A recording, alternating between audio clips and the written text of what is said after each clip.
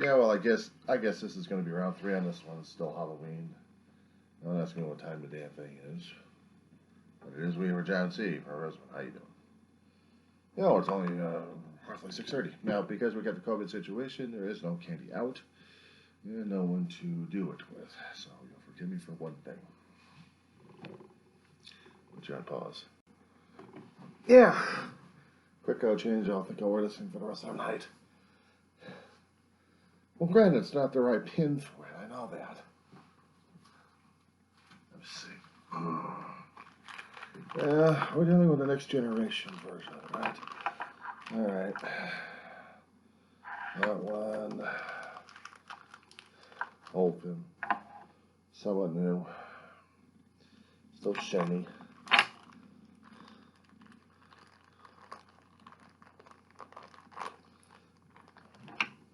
Actually, next generation, I think.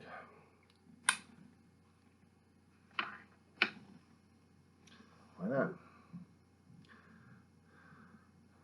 Pins like these are custom made. They're pretty expensive, but they're cool looking.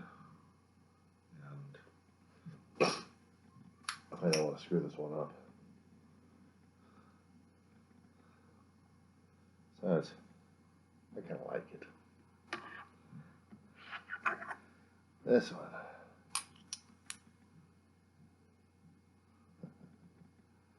Oh, yeah. So I guess this one's going to be right here. Of course, I can go crazy with the other one. What do you think on the other side? Probably on the other side. Okay, probably on the other side. If I get this damn thing working right.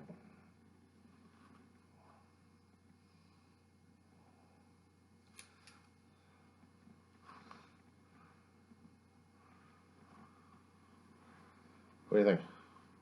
I'll probably get a snapshot a little bit later, but I just want to demonstrate the Trekkiness of the Halloween season here. It's the only time I can actually decorate and be myself at this point over here without going too crazy over the situation, because it's Halloween. And it's science fiction. And what can I say? I'm a Trekkie. Die hard. So, long stories on these things. I grew up in the space age, basically. The era of the Apollo astronauts. I missed Mercury and I missed Gemini. But the Apollo program, right after Gemini ended, they began the Apollo. Or actually, they were still working on the Apollo program, getting all the ships together. It was back in 65, 66. They actually had Apollo 1, Gus Grissom, Ed White, Chaffee. Died horribly in a plug-out test, pumping the Apollo 1 capsule with full oxygen. Somehow there was a short circuit. Flammable stuff caught fire. They died of asphyxiation. It was horrible. And then for about 2 years, they were playing catch-up. They had to beat the 69 goal that John F. Kennedy set out, and they did. They finally got the man on the moon before the end of the decade. And then they kept putting man on the moon for about a few more shots, and after that, no more budget, no more interest, bye-bye. But used the Apollo surplus for Skylab, for 4 missions. One launched to Skylab, and the other 3 manned missions. America's first manned space station. Of course, the Russians had to beat us to it. They had to build Mir.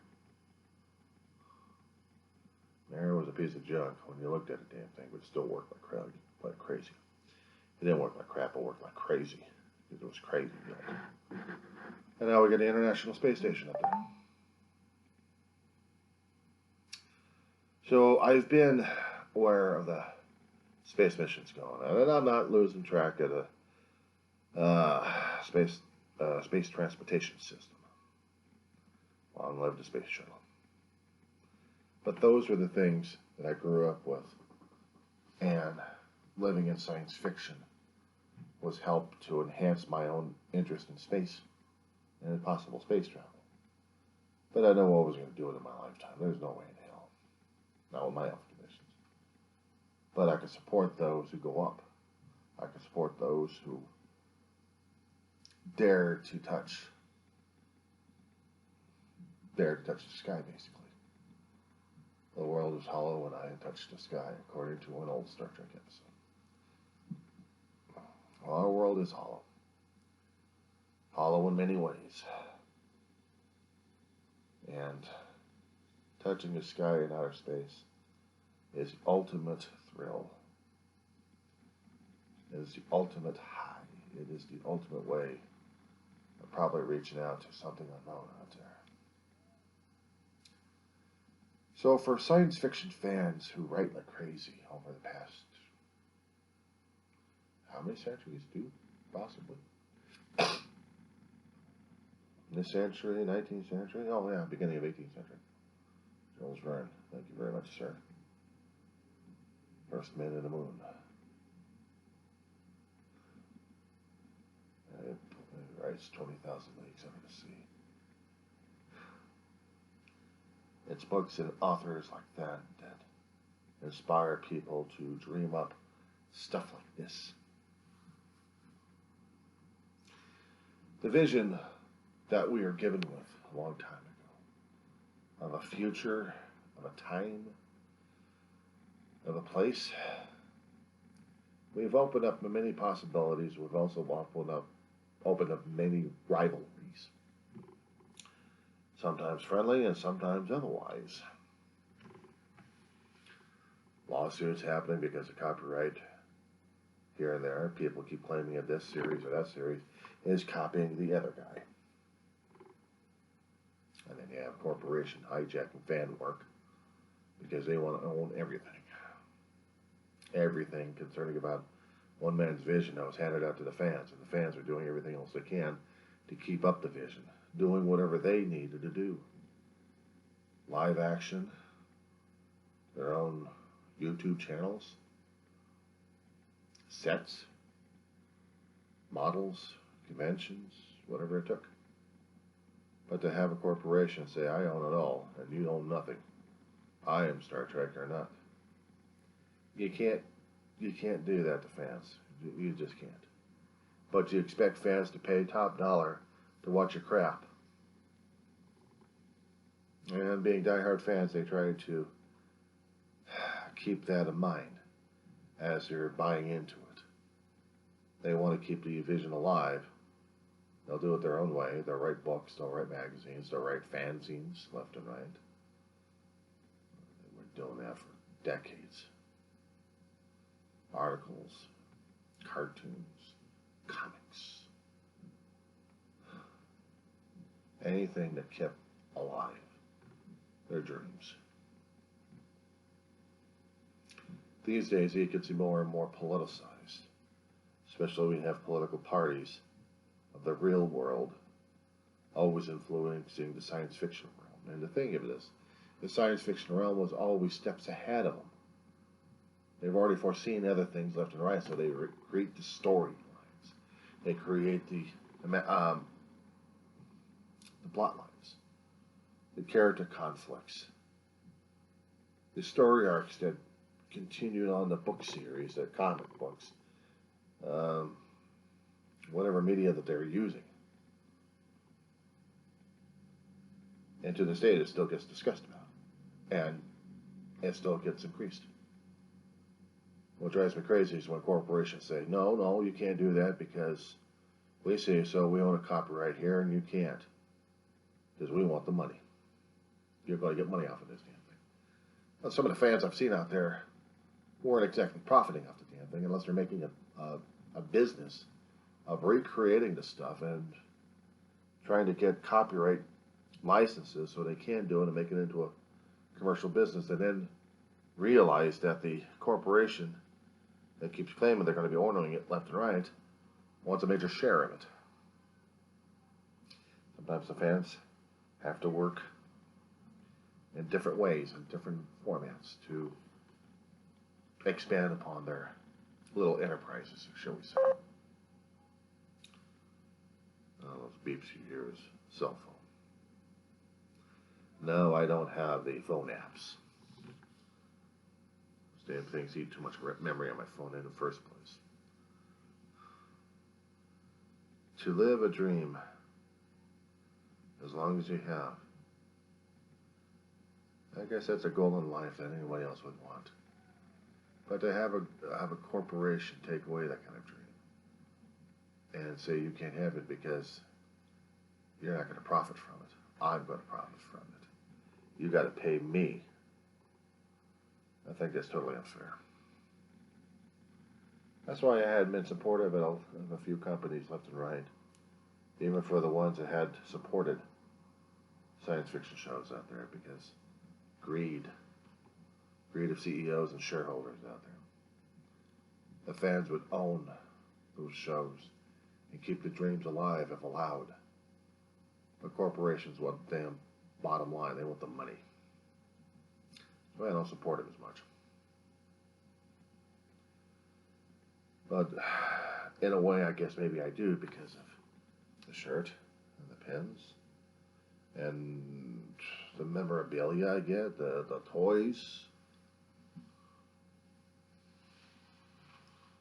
So I guess in a way I am feeding a corporate pocketbook while trying to keep alive the fandom. It's not easy. This is a day of, well, they call it Day of the Dead, or actually tomorrow's going to be Day of the Dead, but some people consider Halloween the Day of the Dead, basically, where monsters and things crawl out. And there are supposed to be scary gourds of vegetables carved to scare monsters and stuff like that. Problem is, we look in the mirror and we see our own damn monsters. We see our own creations. We see our own Frankensteins looking back at us. We don't want to believe it. We don't want to see it. But we ought to owe something to Mary Shelley Wollstonecraft for creating a mirror for us to look at. And not to mention the psychologists and psychiatrists, not to mention Sigmund Freud and his ilk, for showing us our darker natures these days. And I understand that kind of dark nature. Because even a day like this, or an anniversary like this, a date, the October 31st was supposed to be part of fall. It's supposed to be a fall ritual. Well, this was started by some weird Celtic religions or stuff like that a long time ago. Google it. Be a lot more detail than I have. But legends continue on and live on in monster movies and theatrical versions going on. This is basically a Halloween rant and rave at this point over here. And I'm really not much listening right now to the War of the Worlds like they did back in, what was it, 1938, 1939? Back in the 30s, scaring the living crap out of people. Grover, Illinois? No, I'm sorry, Grover Mills, New Jersey. Thank you, H.G. Wells, for scaring the living crap out of people. And thank you for Orson Welles for bringing it to life. But I could make tributes to a lot of horror films out there for this kind of day and night. I'm not about to. You do that yourself.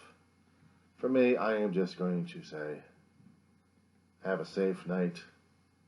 Don't let the COVID bite. And let's hope that we can survive the next month. Because after our little night of frolicking at this point over here, if we didn't have the COVID, man, we'd be going out party-harding like crazy, you know? Wear the shirts, wear the costumes. I wear that damn piece of shit out there. I do it here. I do it here. Simply put, that's safer. Plus the fact, I still got candy from last year I haven't even touched yet. how long does Reese's peanut butter cups last in the refrigerator or the freezer?